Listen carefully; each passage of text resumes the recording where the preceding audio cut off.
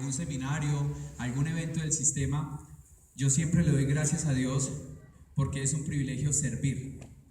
Es un honor muy grande servir desde el liderazgo a empresarios que hoy están haciendo una carrera, que hoy están en búsqueda de libertad, como cuando empecé yo a hacer este negocio.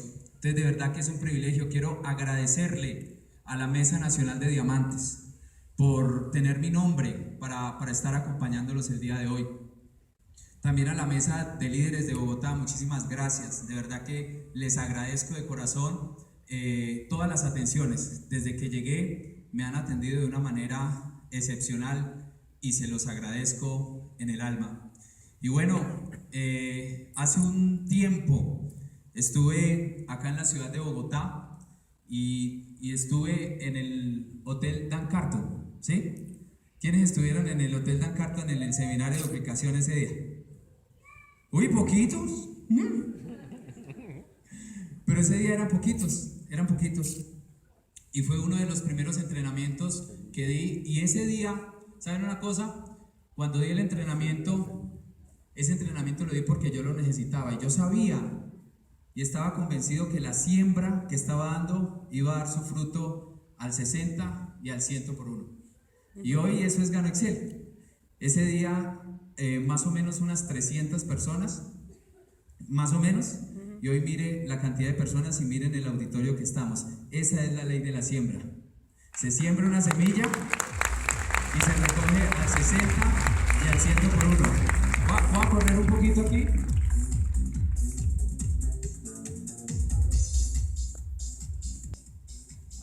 Igualito Andrés Albarrán, la risa, ¿eh? Igualitico. ¿Cómo estás, Sergio? Bueno, quiero hoy que nos enfoquemos un poquito. Vamos a mirar la diapositiva. Aquí. Entender. Yo creo que la gran mayoría de personas saben cuánto tiempo duré yo entendiendo esta vaina. Y muchas personas me decían, ay, pero qué bruto. Si cuando entró la hizo tan rápido, ¿cuál era la razón por la que usted no entraba? Y una de las razones por la que no entraba era por lo que yo entendía, por lo que yo creía, por lo que yo pensaba. Cuando yo veía a un tal Andrés Guzmán trabajando y haciendo las cosas, yo creía que a mí me tocaba ir a vender café. Y claro, como tengo una compañía que vende productos y es una IPS, yo decía, pues para eso vendo los productos que yo tengo.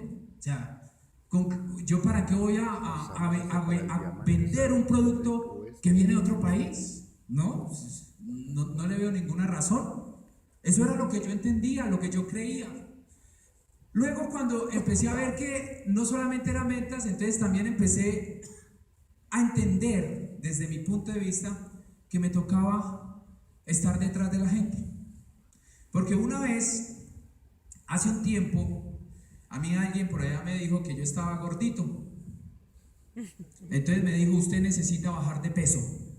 Le tengo el producto. Y yo, bueno, y por ahí compré una cantidad de productos y se apareció a las 7 de la mañana en mi casa. Y a las 7 de la mañana me hizo un plan nutricional. Y yo me empecé a tomar esa vaina. A los 2 meses, yo decía, ay, no, yo ya no quiero eso.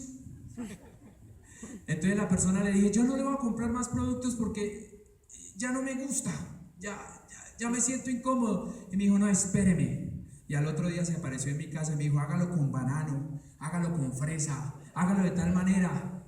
Y yo veía que ya me sentía perseguido por esa persona. Y después me dice, después de que termina todo, dice, ¿por qué no arrancas a hacer el negocio conmigo?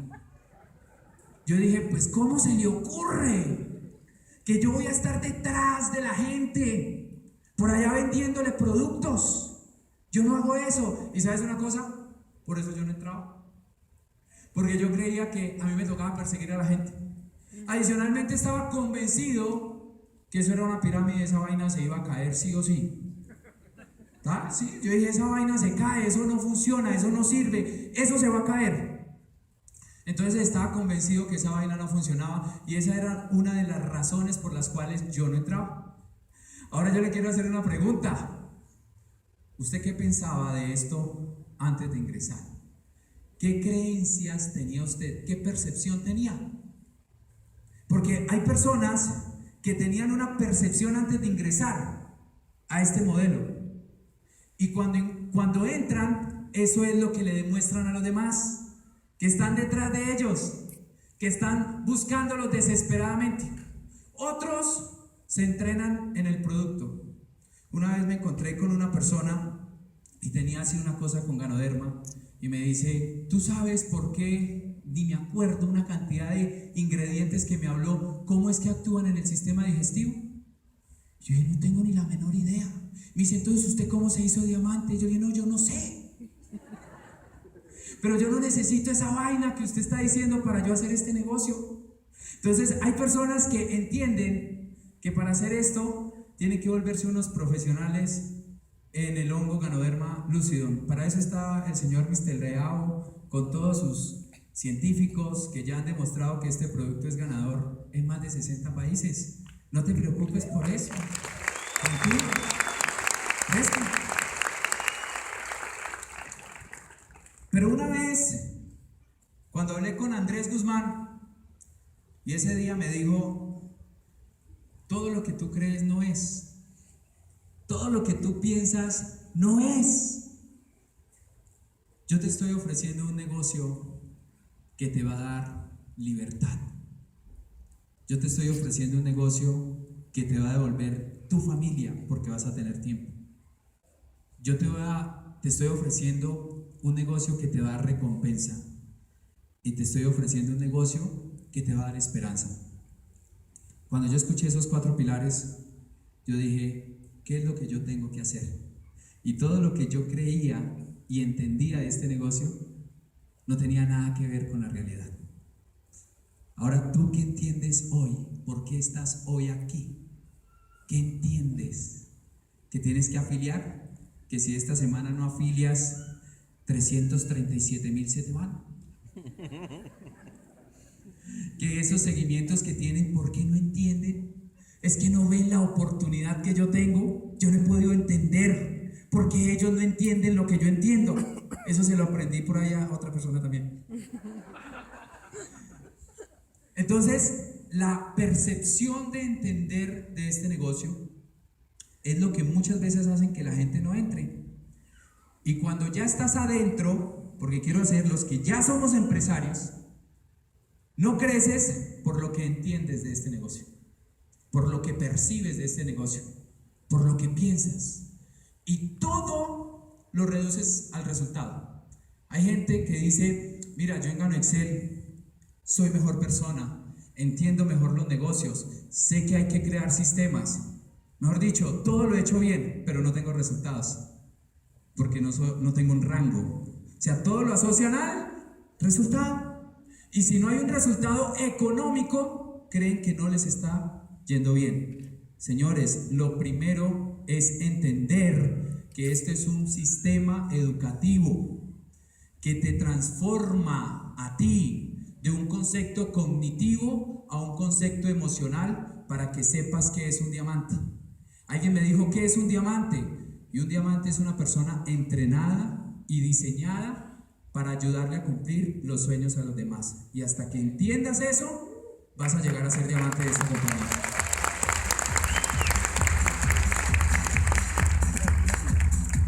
Ahora, cuando yo arranqué, uno tiene historias, ¿no? Bueno, la verdad es que solamente me pasa a mí. Sí, eso no les pasa a ustedes, tranquilos. Pero me acuerdo muy bien de un one-to-one que tuve con una persona que tenía su empresa y muy buena economía. Y le hice el one-to-one y yo lo veía que me miraba así. Y yo dije, ¿será que le está gustando? ¿O qué será? Y yo seguí. Y en un momento dado, yo vi que la persona dijo, no, espere, pare. Y yo, ¿qué pasó? Se firmó de una vez, muy efectivo. Y me dijo, así estás de mal económicamente que estás vendiendo café. Yo sentí así un frito. Haga de cuenta que usted está en el baño y le abren la puerta. Ah, eso fue lo que yo sentí. Me sentí en pelotas, eso fue lo que yo sentí. Y yo dije, oiga, ¿yo qué le respondo? O sea, yo por dentro, eso es cuando el cerebro empieza a maquinar una cantidad de respuestas, pero usted es callado, ¿sí? Y empezó, ¿y sabes qué? Y me dio una gota de miedo. Quiso sembrar en mí una gota de miedo. Porque me dijo, mira, si tú sigues presentando este negocio a tus proveedores, ellos van a creer que tu economía no está bien y muy posible te van a cerrar las puertas. Porque te estás metiendo en algo que no es lo tuyo. Y yo sentía que la puerta del baño no me la cerraba. Y ¿saben una cosa? Yo no fui capaz de responderle. Porque yo, si le digo a esta persona, mira, yo estoy haciendo esto por libertad, la persona va a decir, ¿cómo así? ¿Que usted está haciendo esto por libertad? ¿Qué tiene que ver una cosa con la otra? Yo no fui capaz de responderle. Lo único que le dije, ¿sabes una cosa? Yo no estoy mal económicamente. Lo único que yo sé es que esto es un proyecto empresarial muy poderoso. Y lo único que a mí me sostuvo durante todas las críticas que tuve cuando empecé a hacer el negocio, que me dijeron irresponsable, el gerente del banco me dijo, al fin a qué es que se dedica a su empresa, todo eso, defínase, me dijeron muchas personas. Lo único que me sostuvo fue entender qué era lo que yo estaba construyendo. Fue lo único.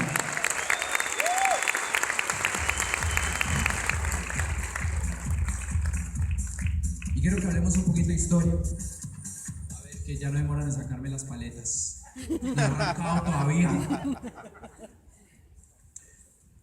Quiero que nos metamos un poco acá, en la historia. Porque conocer la historia es supremamente importante. Todo arrancó ahí en el feudalismo. ¿Qué pasaba? ¿Cuáles eran los recursos que habían en ese momento? Tierra, animales, iglesia. Esos eran los recursos que habían. En ese momento, ahí, eso era lo que había. Y los que entendieron, ¿correo? Ok. Los que entendieron sabían que si esos eran los recursos que tenían, tenían que dedicarse a algo. Y en ese momento, en la historia se dice, si querías sobresalir en ese momento, tenías que ser un guerrero. Pero entonces uno llega y se mira y uno dice, uy, uno tan chiquitico o tan miedosito, ¿qué va a poder ser un guerrero? Entonces uno dice, no, guerrero no. Ok, entonces clérigo. Entonces muchas personas, imagínense usted que le digan al diamante Carlos Rueda, por ejemplo, clérigo, 8 peladitos. Dice, no, pues ¿cómo? O sea, de ninguna manera. Porque si había tierra, tenías que guerrear, tenías que ser de la iglesia, tenías que ser noble.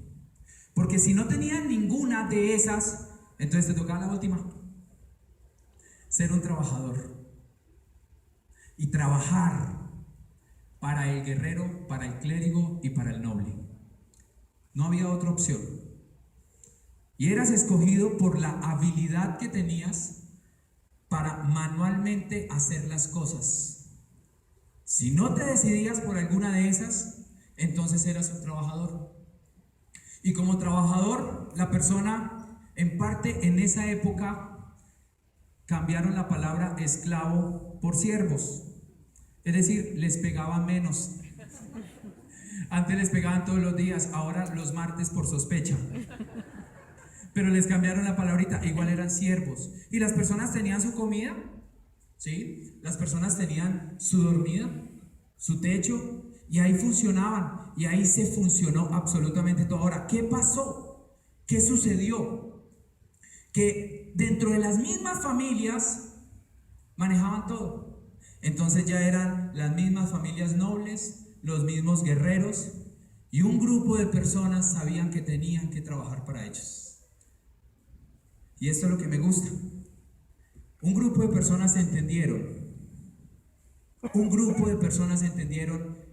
que no había posibilidad en el feudalismo. Un grupo de personas entendieron y dijeron: no hay oportunidad, porque ya todos los clérigos están, ya todos los nobles están, porque necesitabas tierra, entonces no hay forma. Pero doy gracias por esas personas inquietas que dijeron: bueno, ¿qué hay que hacer? Tenemos que buscar una alternativa, tenemos que buscar una herramienta para poder surgir. Esto no puede seguir de la misma manera. Y uno, cuando ve la crisis, nace la oportunidad, ¿sí o no? Nació la oportunidad. Entonces, en ese entonces sí se movía el dinero, pero muy poco. Lo que se intercambiaban eran objetos y lo que se intercambiaba era la tierra. Pero unos vieron que no le daban el suficiente movimiento al dinero. Entonces dijeron: esa es la oportunidad que tenemos. Empezar a intercambiar objetos, no por objetos, sino por dinero. Ahora bien, ¿por qué lo hicieron? Y muchos dicen: porque son muy vivos. No, porque entendieron que era su oportunidad de ser exitosos en una era que ya no era para ellos, no tenían oportunidad. Entonces entendieron que eran las monedas y empezaron a intercambiar. Y poco a poco se le empezó a dar valor al dinero. Pero como siempre se quiere proteger el sistema. ¿Y sabe qué pasó? Al principio la iglesia dijo: son pecadores las personas que intercambian tanto dinero.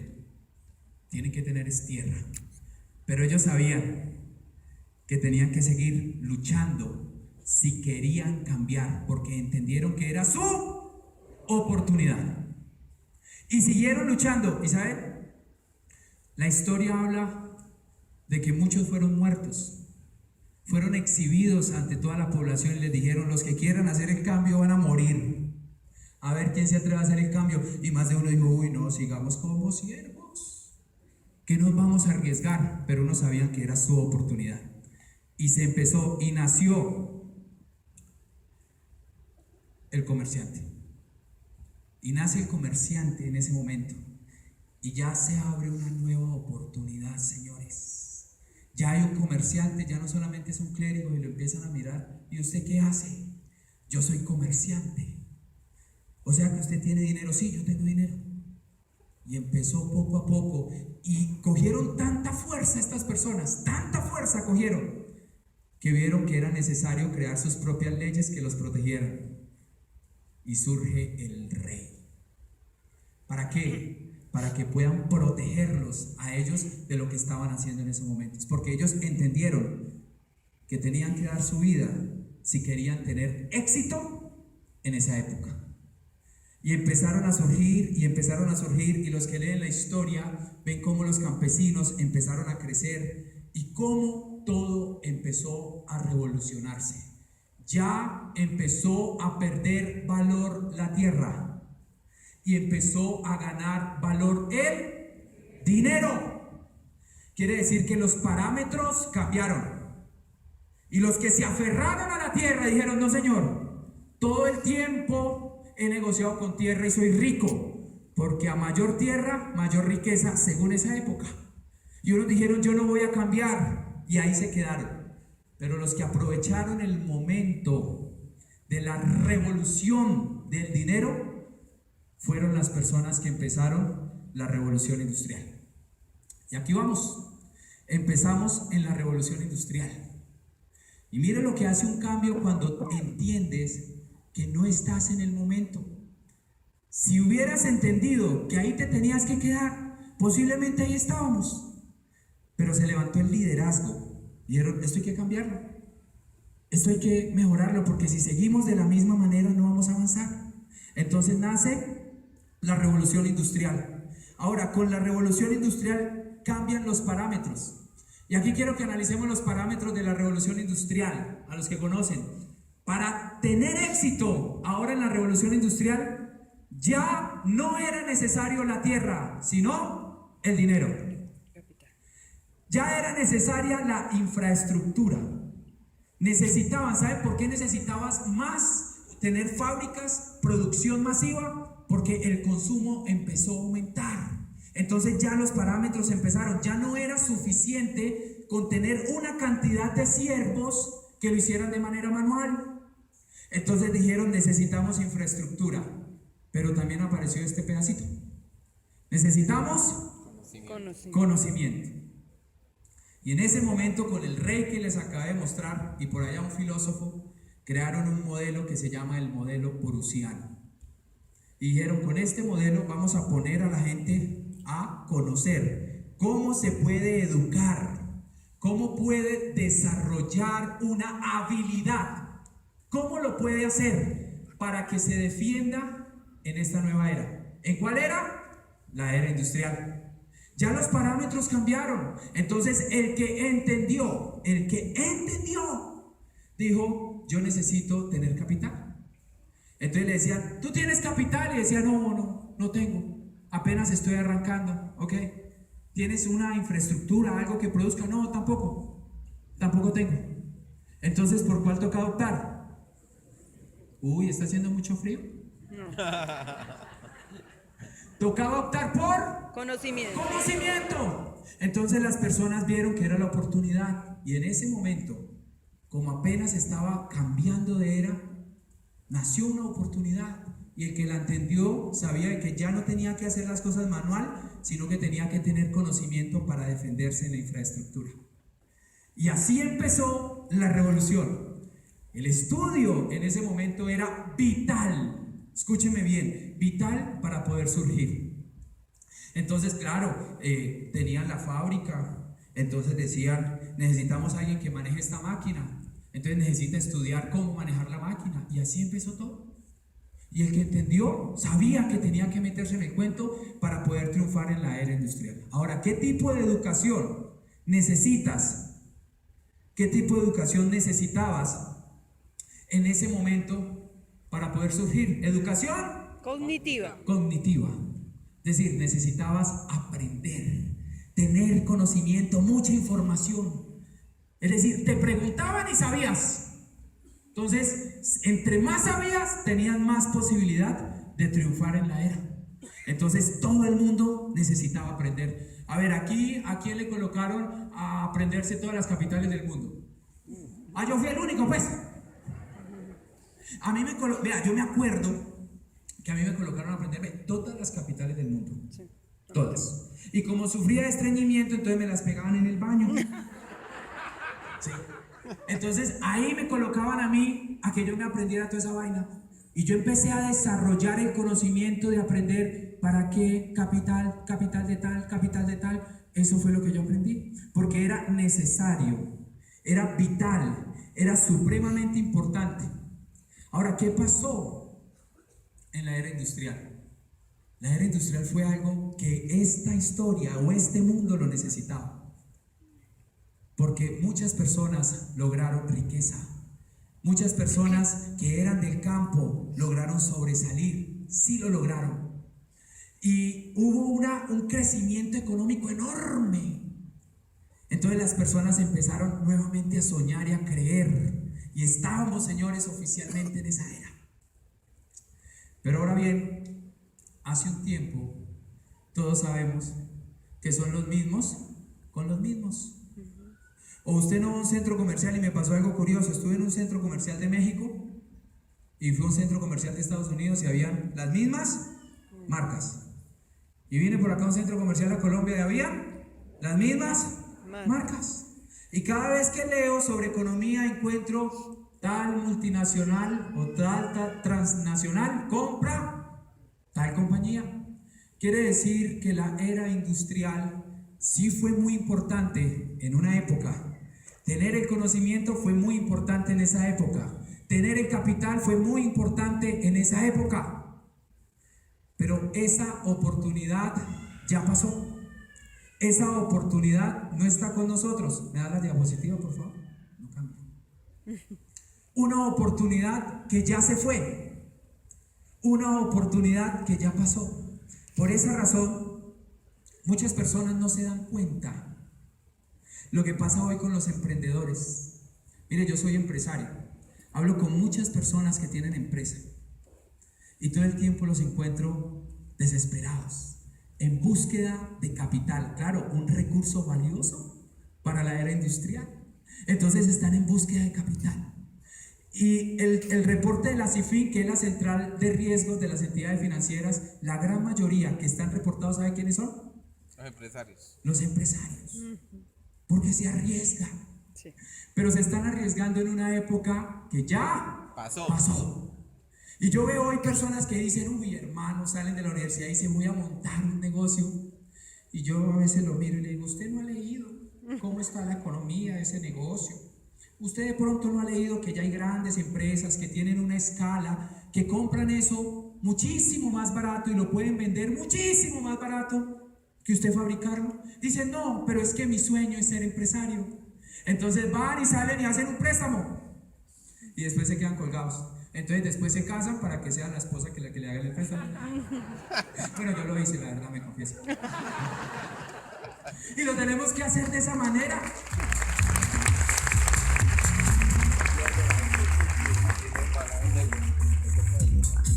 Y lo tenemos que hacer de esa manera. Pero si miran las estadísticas, hoy en Colombia, de las empresas que abren con un capital inferior a 50 millones de pesos, de cada 10 cierran 9 en el primer año. Y de la que queda, en los próximos 5 años, cierran nuevamente el 90%.